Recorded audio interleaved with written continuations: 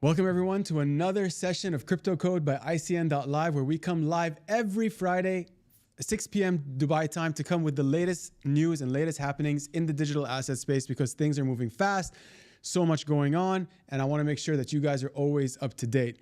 So much going on this week. The war unfortunately keeps warring. We do not know how the story ends, but hopefully it will not be another Iraq war.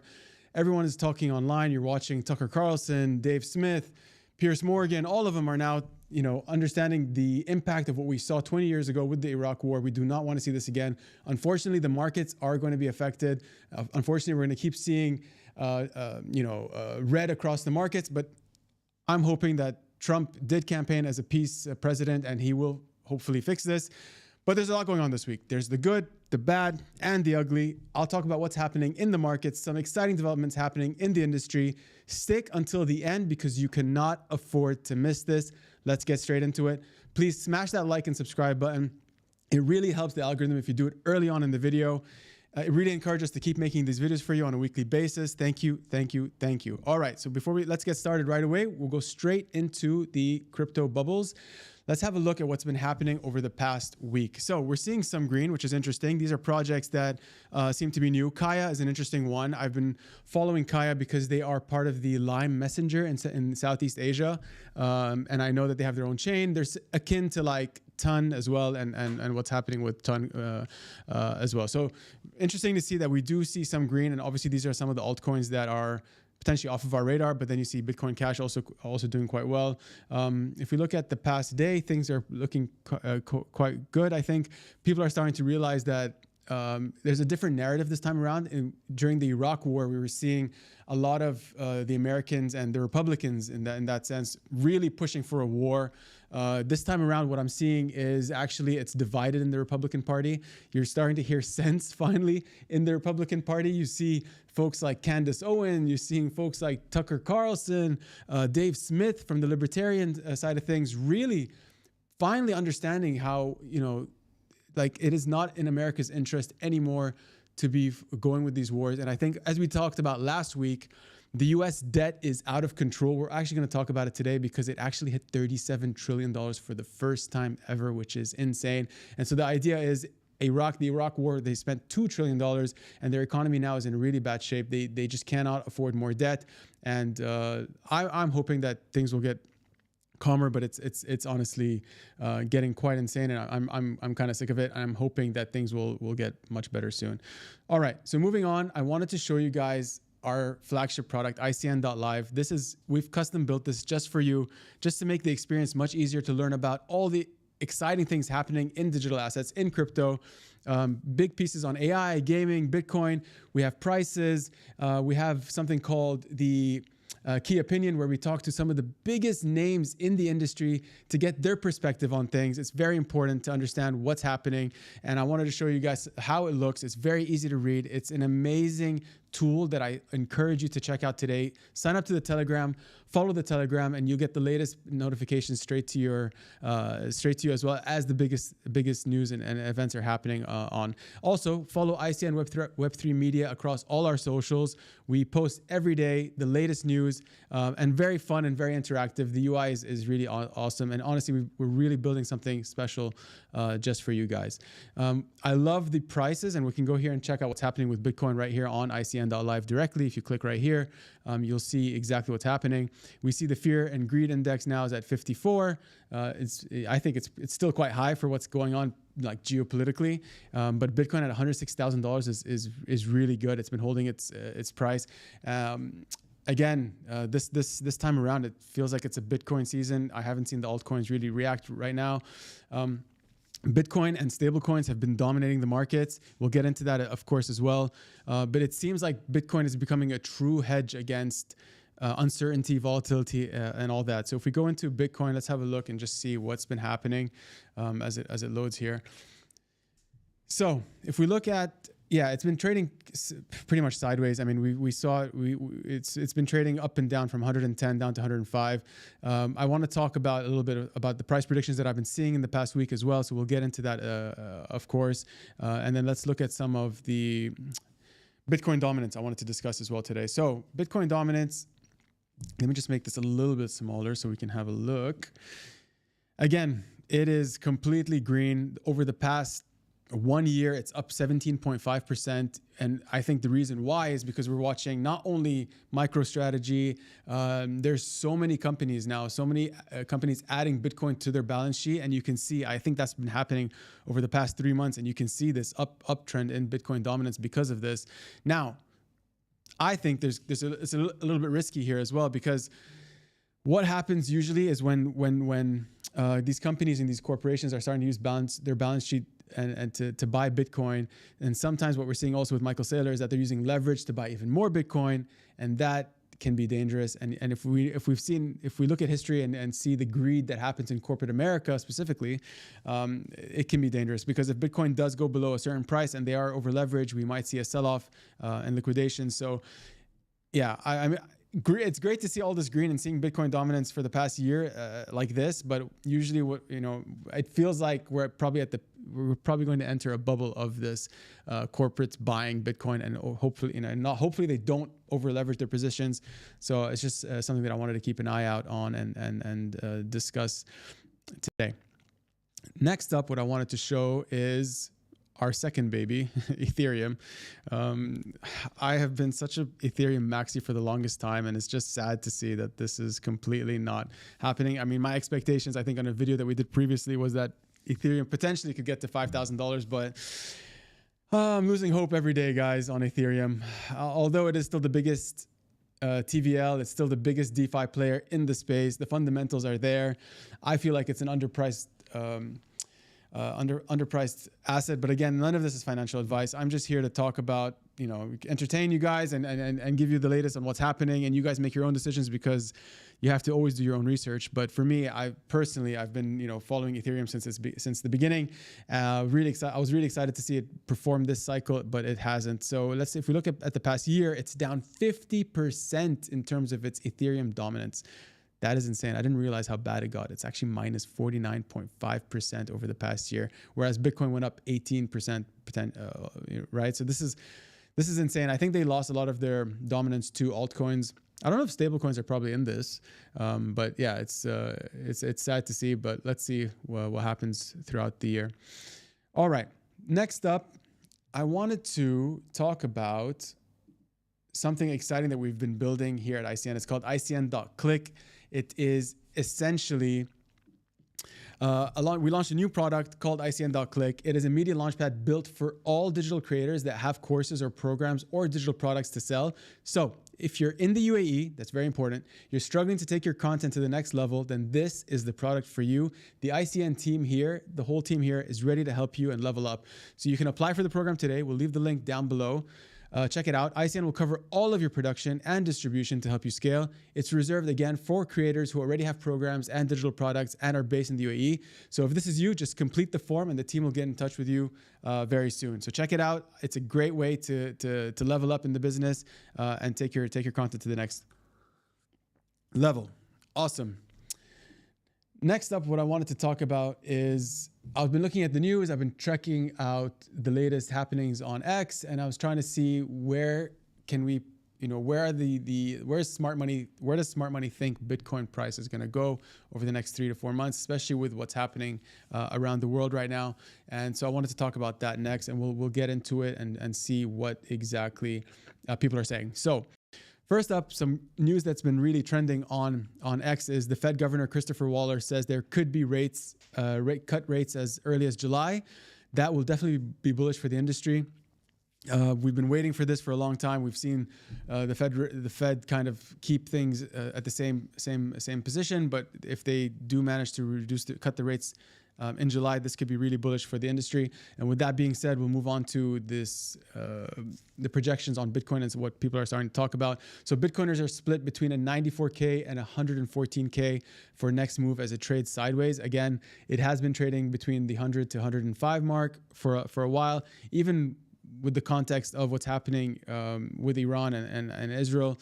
It hasn't really gone down, but I was expecting it honestly to go down by like at least 15%, but it hasn't done that. And it's just showing that it become an asset that is a strong hedge against volatility and a strong hedge against what's happening in the broader kind of like situation with government debt and printing money and all that. So again, some people think it's going to go down to 94K. Others think it's 114K. Let me know what you think in the comments. I'm keen to see. Personally, I don't think it's going to go down below 100K. I think it'll go down to like 100K, but I don't think it'll go below 100K. I guess, again, it depends on what's going to happen around the world, and we're seeing what's happening. So there's a lot of pressure from the leadership in the US to stop what's happening around the world. But if it does escalate even further, we have to keep watching the news. So for me right now, personally, I am out of all altcoins. I'm just into Bitcoin, just because I don't know what's going to happen, and I want to take, I don't want to take risks that I don't need to take. Fantastic. So what is going on with altcoins? I was looking at this meme, and it's like, you see the rock here is like my Bitcoin bag versus my altcoin bag. It's shocking. I mean, honestly, even though we're seeing some altcoins do really well, it's just, there's no I don't feel like there's a real narrative that's happening across one of the sectors like AI or RWAs right now. RWA specifically, I'm only seeing in the stablecoin industry, which is fascinating. We'll talk about that as well. But in terms of like what happened, I would say in December with the AI, all those AI agents and the GOAT protocol, as well as all of these AI agents that we saw that were doing really well. I think they've all kind of disappeared right now. So again, we're just seeing Bitcoin hold really strong. Its dominance become even stronger over the past month, 6 months, and a year, whereas the altcoins are not. So I love this Lark Davis meme because it feels like that's this cycle we have not seen that shift happen, right? And then again, I was looking at Virtual Bacon's latest post, and he's like, altcoins haven't outperformed BTC for over 2 years. I didn't realize it's actually that long. Even Solana's trended down against Bitcoin.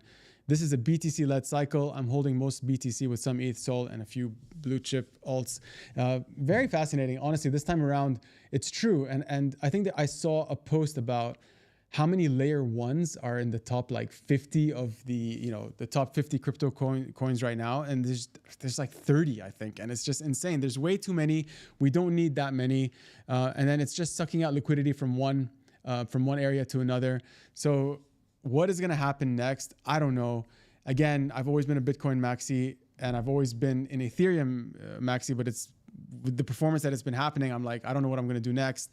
I've been looking at Sui, to be honest, and I've been looking at other layer ones that are exciting and doing making some big moves. But again, they're all fighting for the same number of transactions, wallets, user base. It's very tough. It's going to be very challenging. And I'm excited to see how, the technology progresses over time and how it can get faster, cheaper, and all that. So keeping an eye on all of that, and very excited to see how RWA also plays a major role in this. So we cannot stress how difficult things are going to be over the next few months because of what's happening globally.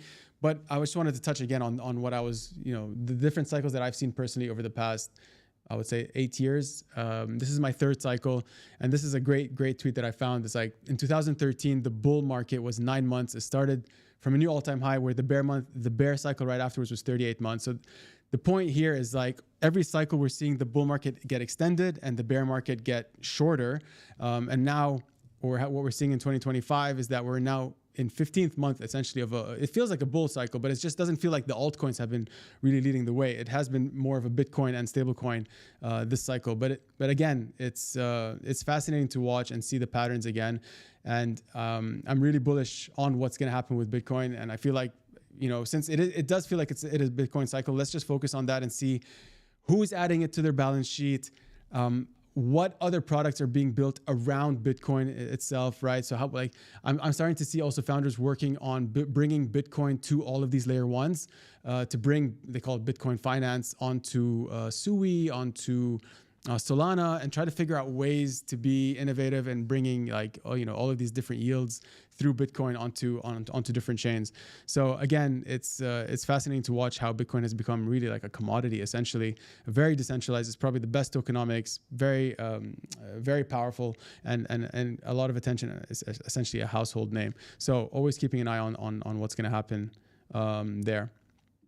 Moving on, I wanted to I mean, another point is, again, Michael Saylor bought more Bitcoin over the past week, more announcements from him, but not only from him. You're also getting a lot of other corporates talking about it and adding more to their treasury, which is great. But then again, I feel like it's going to be the biggest bubble of this cycle. I've seen this play out before. We've seen it with NFTs. We've seen it with AI agents just a couple of months ago. When everyone is talking about doing this, you end up having people who get greedy. They over leverage their positions, and something happens. So I'm starting to get worried. I feel like, when you see like greed and fear, and you see greed at like 99, and you're just like, oh, it's just too good. Like, how much more can this go? I'm starting to get that feeling where I just want to keep an eye out on who's leveraging their positions on Bitcoin, just to make sure that, when people are overexcited, it tends to be a disaster towards the end from my personal experience. So yeah, just wanted to point out that Michael Saylor did add to his bags again, and there's more that are doing that as well. So I wanted to, I think it was, what are they called? Yeah, this one, Fold, is about to buy $250 million worth of Bitcoin. Everyone's super excited. They get bullish because obviously that's going to, impact the price. It's going to bring the price up. But if we look into the details, we start to see, there's different ways of purchasing Bitcoin. Sometimes they issue bonds. Sometimes they leverage other positions to kind of build on that treasury. And so that's something that I try to keep an eye out on as well. So something that I've been preaching on this channel is the projects with fundamentals, okay? We created this watch list. You can find it. You can take a screenshot and see the coins that we've done the research on. There's also a video that we've recorded a while back on fundamentals specifically. And what this means is there are two types of projects that I've come across during my career in this space. There are the projects that have figured out how to build a marketing campaign, hype, and excitement around a certain narrative, whether that's AI or RWA even, but then they don't have revenue. They haven't figured out what product market fit is. And they sell a dream, and they have a huge, amazing token launch at incredible, in my opinion, overvalued valuations. And then we see kind of like a crash in the token price, essentially because they don't have sales, they don't have revenue, they don't have, returning, recurring revenues, and you see them fall off. And unfortunately, that's why I've always spoken about meme coins. I'm not a big fan of meme coins because, yes, I get the community vibe, I get the meme side of it, but there's no real fundamentals. So we've created this watch list, not financial advice again, but something to just keep an eye out on projects that actually do, generate revenue. They do generate, they have employees, they have staff, they have money coming in. It's a profit and loss, and all of this is on chain, so you can see. So then the big daddy of all of this obviously is Ethereum, and the price action has been very bad. I mean, from all-time high, it's still 50% from its all-time high. The all-time high was $4,100. It's sitting today at $2,500, which is still good. I mean, it has performed over the past, I would say, like 2 months, but it's still not doing as well as everyone thought. Solana, on the other hand, is down 14% over the past 30 days. 50% from its all-time high. Its all-time high was $294. Will it ever get there again? I don't know. We'll find out.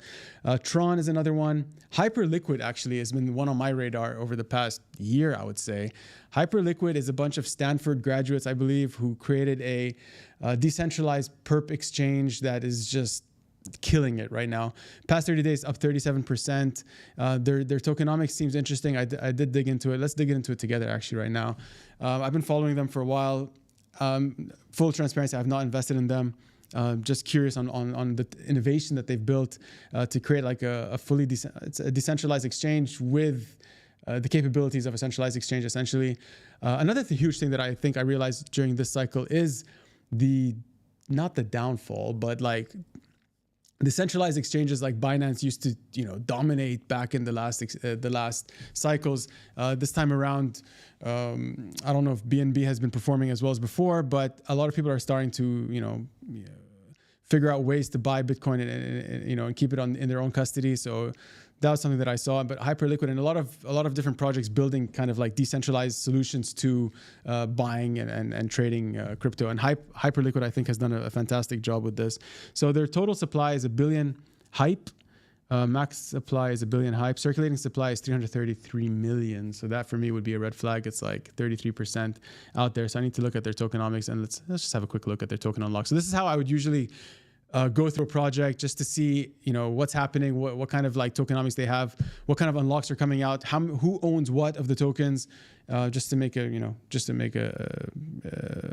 read on what's going on. So here you can see the unlocks will start happening in next year in 2026, and it'll start to go up all the way until 2029. So you'll start to see a lot of supply coming into the market from next year. That will obviously have pressure on price, because when tokens start to unlock, people who hold those tokens tend to sell them. So that would be a little bit of a yellow flag for me, but they've been doing really well. I think the innovation behind what they're building is incredible. So it's the UI is so clean. The way it works is just really, really cool. Fantastic. So these are the fundamentals that we were looking at. Let me just go back to it here. Sorry. The next one is Uniswap. Uniswap is a DEX on Ethereum. They're doing, honestly, like, they're making a lot of money, generating a lot of revenues, and so that's why they're on here. Jupiter, Jito, PancakeSwap, Lido is also a big one, because you get to stake different protocols like Ethereum. They're also generating a lot of revenues. But then a lot of these projects now, they're just in the red, unfortunately. And then this one, like Lido's down 96% from its all-time high. That is insane. So it's trading at 76 cents. Its all-time high was at $18.62. Will it ever hit that? I don't know. We'll find out. But it's just fascinating to watch this space. I mean, it's so much happens so fast, and the innovations that are happening is incredible. And then add on top of it all the regulations that are being passed in the United States, which we'll talk about as well. I think the Genius Act was just approved. Stable coins are doing, it's fascinating to watch. And I think all of these will potentially do well. Not a financial advice, but I think they could potentially come back. All right, now getting into the bad news, the ugly news. It's, we can't ignore it. It's going to have a huge impact. Iran is not a small player. Iran is not like any other country. And then when I watch all of these, journalists talk about comparing wars with each other, it's honestly, you cannot, because every situation is different. Every relationship is different. If you look at just the Arab Spring and what happened, I mean, every situation ended in a different way. Gaddafi was unalived. Syrian president ran away to Moscow. Saddam, was taken out in that way. Like, every single situation ended very, very differently. And Iran is a population of 92 million people. It is a massive country.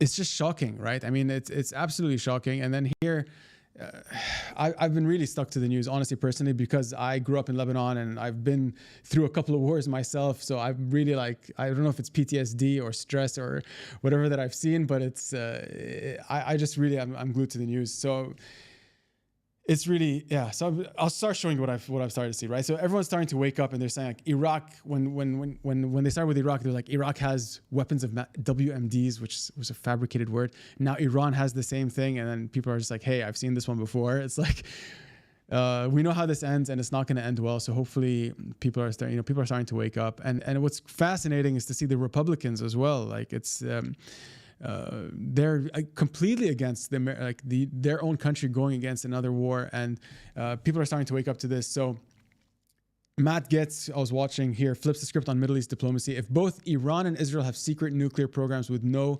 IAEA oversight, why not have them both give them up, right? And this is finally being discussed. I watched Piers Morgan this morning, where they're saying, hey, Iran doesn't have the nuclear bombs.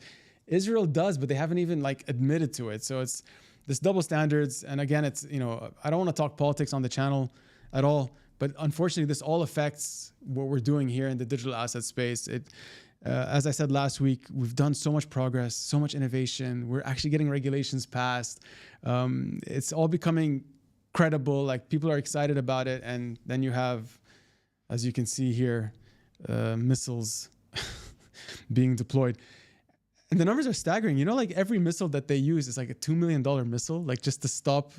And it's like 700. I'm going to go into it, but there's people starving in the world. This is so unnecessary. So I get really annoyed internally about this. And I don't want to talk about politics, but how can you not when you're seeing the news all over. So here, Iranian missile attack targeted the Microsoft building in Israel, in the technology center. Like a lot of these missiles are actually going through the Iron Dome.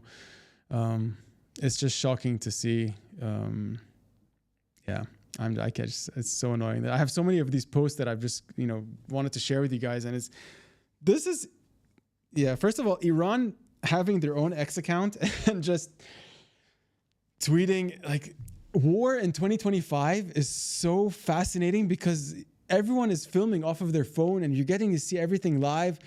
And look at these images and these videos are just insane. Like Tel Aviv looks like it's a European city. It's a modern city. You know what I mean? And look, you're just seeing missiles rain down, like shocking. It's absolutely shocking. I'm always against death on both sides. So I'm hoping this ends really fast. But moving on, I'm just shocked by what's happening. All right. So if the United States goes to war with Iran in the near future, it will not be because Tehran actually threatens America. It will be because Israel and its powerful lobby in the U.S. have succeeded in creating an essentially false flag to mandate such action. The biggest risk in us being here in the UAE and being in the Middle East is obviously the Americans have military bases spread out.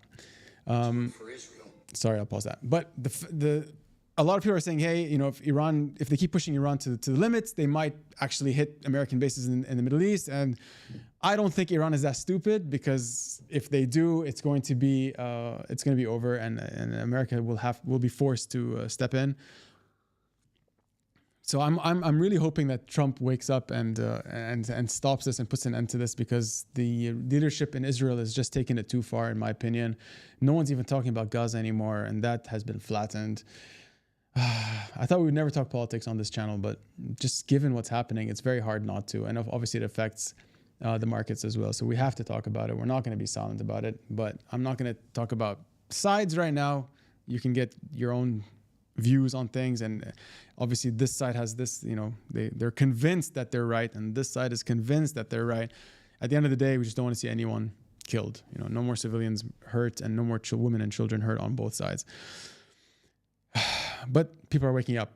So, reminder, Barack Obama handed Iran $50 billion, which they quickly used to arm themselves. So what you're seeing now is, and this is fascinating, because we talked about last week about how the United States debt is becoming a huge issue, and Americans are finally waking up to this. And the point here of this tweet is, Obama handed $50 billion to Iran to quickly, and which they used to arm themselves. So what you're now seeing is American tax dollars exploding in midair, being used to attack Israel. So whose defenses we also fund? Yeah, I mean, if I was American, I'd be pissed off. Like, yeah, I was watching Tucker Carlson. He's like, he's living in Washington D.C. and you see like homeless people on the street, and like D.C. is just like full of crime. So. They want to take care of their own country before helping someone 5,000 miles away wage a war. All right, I want to get off of this topic because I'm starting to get depressed, but it's really... Finally, my last thing I want to talk about this was Trump's whole campaign was about peace, about ending the war. Even before he was elected, he's like, Barack Obama is going to get elected because he's going to start a war with Iran. And it's not, unfortunately, it's under his leadership and his administration right now. So we're all hoping that he's going to end this very soon. And I think the world deserves some peace and quiet finally, after so much of this. But the final discussion I wanted to say is that this all costs money. And that's why I also wanted to bring it up. Waging war is not free. And it's not only the cost of the lives of people that are unfortunately losing their lives on both sides, but there's a dollar amount to waging a war. Israel's war in Iran is costing hundreds of millions of dollars a day. This article by the Wall Street Journal is fascinating. They predict between up to $200 million a day just in ammunitions, right? So the Israelis have like this Iron Dome, they have the arrow system and all that. One of the arrow systems that has to stop the ballistic missiles coming from Iran costs $2 million. That's just one. So actually, the governor of the Bank of Israel is now saying, like, guys, we cannot keep up. Like, $2 million per missile, and we have to stop hundreds of missiles coming in. So on top of like lives being lost, there's actually a financial cost. And who's bearing the cost of this? It's the people, it's Americans as well, because a lot of these missiles are coming from the United States. And yeah, it's just really sad that lives have to be lost and money has to be spent on something so stupid when we can actually make the world a better place. Okay, enough of wars, enough of destruction. Let's go back to what really excites this industry, and is this beautiful man, Secretary Scott Bessent, who said this week that crypto is not a threat to the dollar. In fact, stablecoins can reinforce dollar supremacy. Digital assets are one of the most important phenomena in the world right now, yet they have been ignored by national governments for far too long. The administration is committed to establishing the United States as a hub for digital asset innovation, and the Genius Act moves us one step closer to that goal. I honestly never thought I would hear this. I thought America was always going to be anti-crypto, but yeah, I was wrong. And I hope in 3 years' time or 4 years' time, when Trump or whoever comes after Trump, they keep it. And I think they will, because they're starting to realize how important the stablecoin industry is for the US dollars and for the treasury, for the US debt. And we're seeing this being spoken about in the highest level of the government, which is fascinating. And we'll talk about it. So what I love about this is I was always, USDT and Tether has been by far the market leader in this space. However, they're not American. They were based in Hong Kong when they first launched, and they moved to, I think, somewhere in the Caribbean somewhere. But they're obviously one of the largest players in the space, and they're now becoming much more regulated, much more transparent, and they're actually innovating. I watched an interview with Paulo, the CEO, and they're buying land, they're buying agriculture, they're investing in innovation. These guys are sitting on a huge stockpile of cash, and they're investing that cash because there's so much profit in what they're building. It is the biggest use case by far. Stablecoins have become the product market fit in the industry, and what's happening around it, the ecosystem in terms of lending, borrowing, in terms of, I met a founder this week who's building a very interesting project where they're the stable coins that can generate yields based on your risk appetite. So they'll go and invest in different projects. They'll go create solar farms. They'll go and buy properties and put a real estate, like a rental yield into it. And so you can come into you can have one wallet essentially, and you can get either the lowest risk, which is the government bonds, which is 4.5%. That's the lowest you can get on your stable coins. And anyone can do this. You don't need to even I think to a certain extent, don't need KYC because of depending on how much you put in. But anyone without a bank account can essentially now start, earning the lowest earning yield is 4.5%. It goes all the way up to 15% depending on the different, investment strategies that they do with the crypto that you put in. And it's fascinating. And then again, I wanted to talk about what's happening with Walmart, what's happening with a lot of these corporates that are now considering doing their own stable coins because they're like, why should I pay 2.5% to Visa? Why should I pay charges to MasterCard? These guys have been dominating for so long, and Swift has been taking $25 for me to transfer money across the world, and then on Saturdays they're closed. What are they doing when they're not even working on a Saturday? Are you kidding? Stablecoins, and we've been doing this for the longest time here, sending stablecoins across across the world in seconds for cents. So we've seen it, but it wasn't easy to use all of this stuff. Now it's just going to become, you're not going to know what's happening on chain anymore. I also met with a chain that doesn't have any gas fees. So they've built this whole system now on a subscription model. So you pay monthly like an enterprise model, and you can have your own blockchain, and people just don't know they're on it, and it's great for games, and you just pay depending on the usage, and people can trade the assets that they have on chain. So people are getting very innovative with that as well. So it's fascinating to watch all of this. Next, I wanted to talk about David Sachs tells Bloomberg the Genius Act will unlock trillions and bring banks into Bitcoin and crypto. We're at the finish line. It's coming. David Sachs, he comes from obviously the tech industry, and he gets it, and Trump gets it, and the whole administration gets it, and it's fascinating to see how fast everything is moving, especially in the United States. Just next up. All right. Tether and USDT has been, they've had the spotlight for the longest time ever. USDC and Circle have gone into the have joined the game, and now they're the second largest by far. But what they did and what Tether is not going to do is they went IPO. Tether made it very clear that they're not interested in going IPO. They're very profitable and they don't want to do it. Circle and the folks at Coinbase and that group decided to do an IPO, and they've been absolutely crushing it. Circle is up 543% in 2 weeks. That's a 5x on a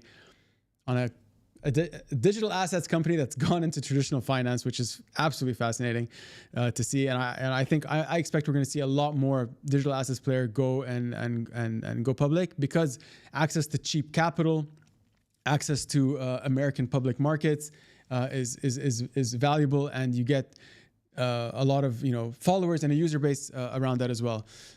So just wanted to highlight and talk about a little bit more about what's happening with Circle. Again, real fundamentals, real product market fit. Stablecoins will be the real unlock for the digital assets industry. Projects and companies building in the space, improving the ecosystem will benefit. So we're talking about remittances, we're talking about borrowing, we're talking about lending, new yield opportunities. All of this is happening, and companies like Circle are really putting it on the map and making it a household name. And the innovations that are going to come out of this, it's going to be fascinating. And again, we're going to see a whole dollarization on chain that it's going to be so easy to use. The UI is going to be so easy to use, and I think banking is also going to be there to make sure that they are ahead of the game as well. So Circle shares surged 34% after the U.S. Senate passed a bill supporting regulated stablecoins, with further gains in after-hours trading. The Genius Act, which we discussed on the last live, has finally been passed, and Circle stock has risen over 540% since its debut, which is incredible. Incredible returns during what's happening in the market right now. Next up, I wanted to discuss quickly. Let's get into it as this loads.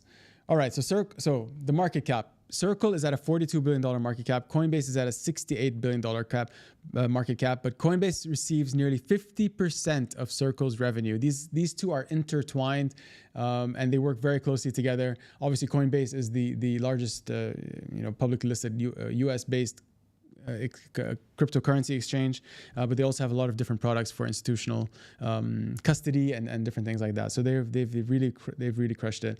Circle CEO says we're in the very early stages of stablecoin successes. Again, working the stuff that I work on in the VC world, I'm seeing a lot of exciting innovations happening. It's just going to grow very, very fast.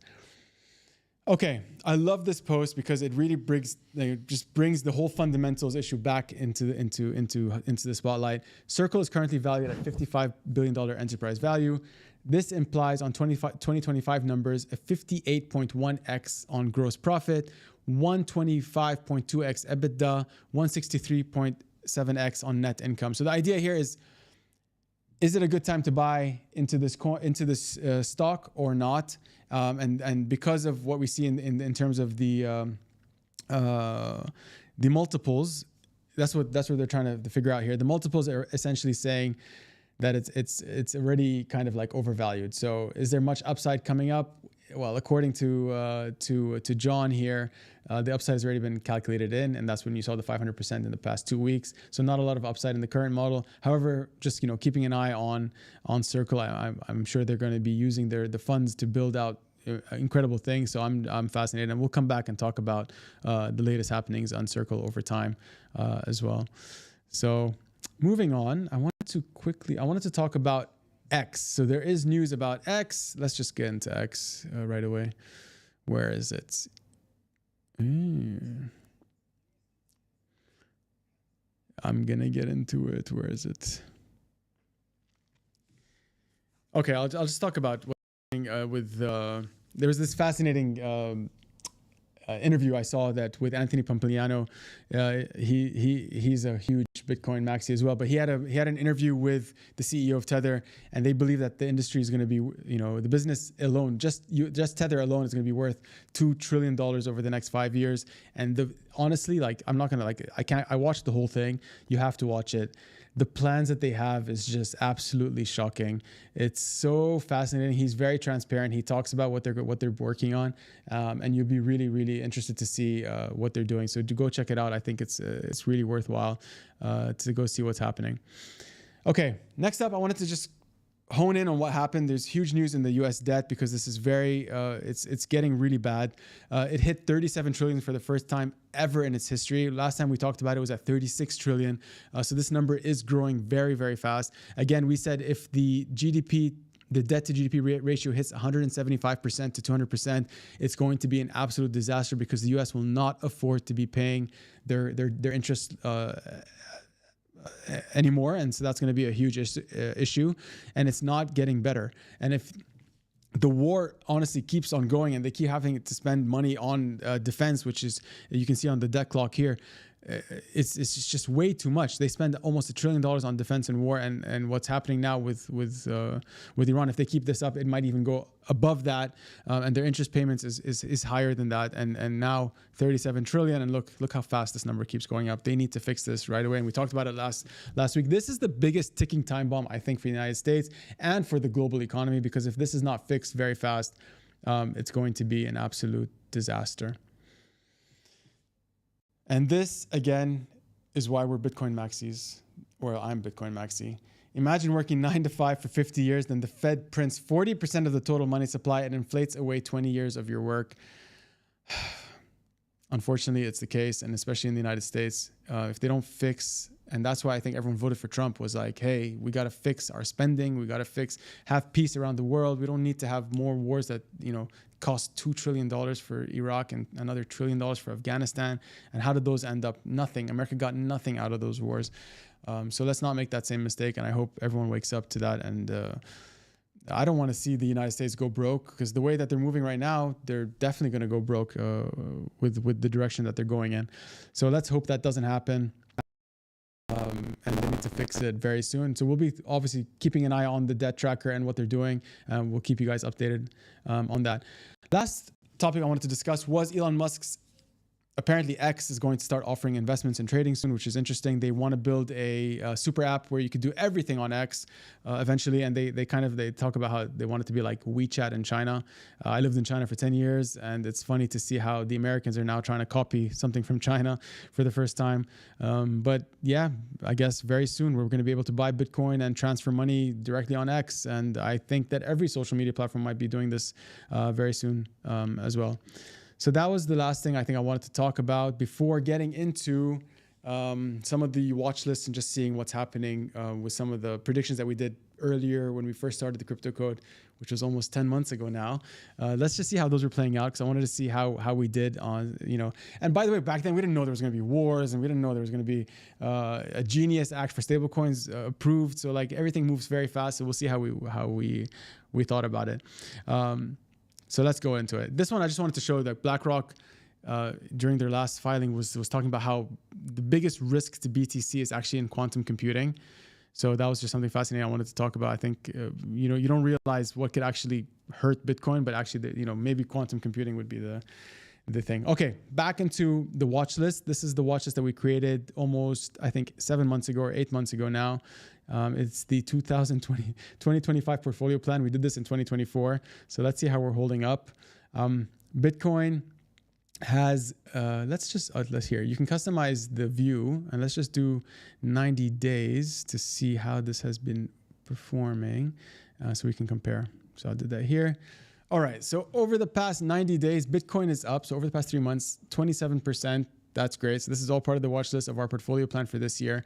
Ethereum is up 30%, also doing well. XRP, unfortunately, is down 10%. So that's one red. Solana is up 12%. Tron, Hyperliquid is the biggest winner out of our portfolio plan, 130% up over the past 90 days. So overall, it feels like a balanced kind of approach. We have five red and 5 green, but the Hyperliquid would have saved our portfolio in this case. All right, so that's the watch list. We're gonna put all the links below so you can go check them out.